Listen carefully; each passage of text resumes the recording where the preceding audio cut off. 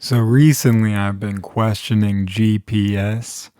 I don't know what I'm doing, but recently, because I've lived here all of 2 seconds, you think you know a road or two.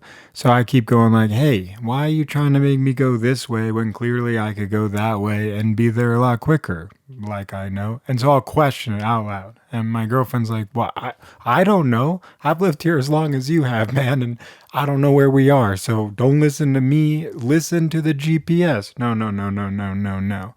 You'll listen to me. Dang it. So then we wind up in these random neighborhoods, because you make a left and then a right, and then you get turned around because you think you know where you're going.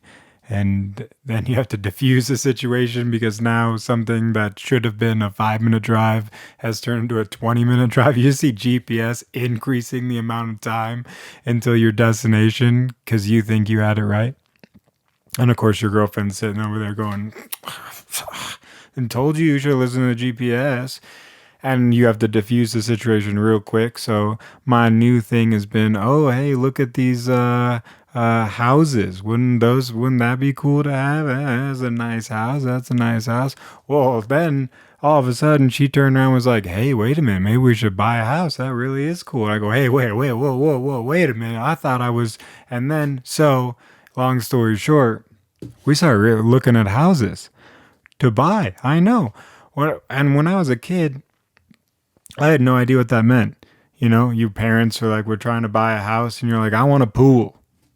Right? You're just thinking of what is good for you. You don't know what it takes to buy a house. You're just like, oh, you just go out and pick one, because that's what it looks like from a kid's perspective. You meet some person in some sort of suit like dress, and they take you around random properties that are empty, and they go, hey, do you like it? And then you get to pick which one you want. So when I was a kid, I was like, I want a pool. This is why you never ask your kids what they want, because then you would start walking around going, we don't need a pool. And I think my dad nailed it because he was like, they're not going to take care of a pool. All right. And I'm not going to take care of a pool. I'm buying the house. How much do you want me to do over here? You want to buy the house, take care of the pool, and mow the lawn?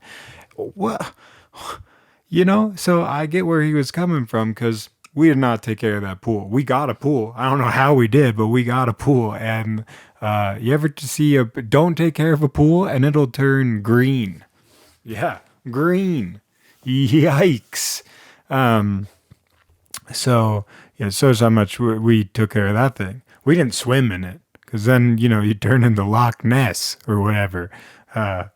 Well, I don't know if you turn into what's the other one, the green lagoon, the blue lagoon. I don't know. You turn into a swamp thing, that's for sure. You ain't diving into that green goo, and it was kind of like an eyesore. Like you just might as well. We gated it. Well, we didn't gate it because it was green. We gated it because there was a pool. It was a whole nine. But so we started looking at houses, and I had no idea what to expect. Clearly, but I learned my lesson. I didn't want a pool.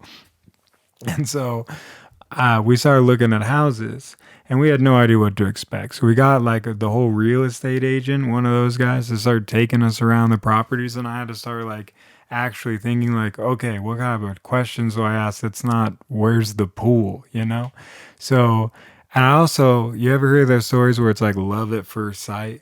Where they walk into a house and then they flash forward 20 years of their life and they see everything, their dog, their cat, commingling, doing the whole nine. I'm sure they've got a few kids, they start a family and they have a whole life that they enjoy, but they see their whole 20 years. You know what I mean? And I thought that was, I'm not going to walk into an empty house and go, whoa. Guys, I walked into the first house and I was head over heels. I saw 20 years of my life. I saw the cat, the dog co-mingling. Yeah, we had a family and some kids, had the whole nine. I'm telling you, I was blown away. We walked in this first house and I was surprised. I was excited about crown moldings. I don't even know what a crown molding is, but I tried to look sophisticated and go like, hey, oh, hey, I didn't go, hey, oh, hey, but I went crown moldings. And I pointed somewhere that should have located crown moldings. But this house was sunken into the ground because we live in places that like snow. So this place was sunken into the ground. Like where the windows were, you could see feet. Like you could see people walking towards you. And I had this idea of like opening up the windows and trying to slide into my living room. I know it was a terrible idea. We also thought how cool it would be when the snow came and like piled it up, and then our house would be buried. I mean, I don't know if that's really like once that whole sentence comes out, it's not as flattering as like you first kind of imagine it to be. But I was getting really excited about these things. Now, the coup d'état, the thing that I really lost my mind over for no apparent reason was a Murphy bed. This place had a Murphy bed. Do you know what a Murphy bed is? It's basically a fake closet. Does the uselessness of the closet zilch, but the closet turns into a bed, so you can flip the bed and you get more space in the on the floor, but the closet no use, but the closet's a bed. And so for some reason there was a maybe a guy named Murphy. I don't know how the whole story goes, but I was blown away by this thing, and I was like, yeah, I want this house. It was also staged. I think that's how they get you too, with a bunch of things you don't get to own, right? Like the living room was all done up and they had a mattress. I think you get to keep the Murphy bed. I made sure that was in the contract, but everything else was going to go, but it was so well done. You're like, oh my goodness, I designed this, right? You start taking credit for things you didn't even do. You're like, this looks so good. I am moving. I bought this. This is mine, and I'm here now. I had never gone so crazy over a house. I lost my mind. I went blow the contingencies. I started using terminology, financial terminology that I'd never even used before. Like, take off the contingencies. Let's blow the lid off this thing. I want this house. And then as soon as you do all that, then the reality comes in right to your face. Like, hold on, wait a minute. Did I just? No, wait. I take. Hopefully, we don't do get it. We didn't get it. It was like a hoo ha hoo, you know what I mean moment, because sometimes passion's a great thing, but then reality sets in. You go, oh wait a minute, am I excited over a Murphy bed? And then I think because of that lull, the next house we saw, I just got excited over everything. I tried not to because of the down point of the first house, but then everything became a selling point. Maybe this is signs that I shouldn't be looking at houses, because the next place was like 3 stories up in the air, which no go. But okay, hold on. Benefits. It had like 2 tons of firewood. And I know what you're thinking, that the firewood goes away at some point. Like once you use it all, like it doesn't replenish. Like you just, but it was up front. It was chopped. We were looking at winter coming ahead. I was like, man, this place might be good just for the firewood. And then also too, it had like a secret compartment that led to the roof attic slash secret compartment where we think maybe somebody was living inside of that thing. It didn't really look structurally a part of the home, but it also looked structurally a part of the building, if you catch my drift. So, and I was like, oh, hey, look at that. We could do something there.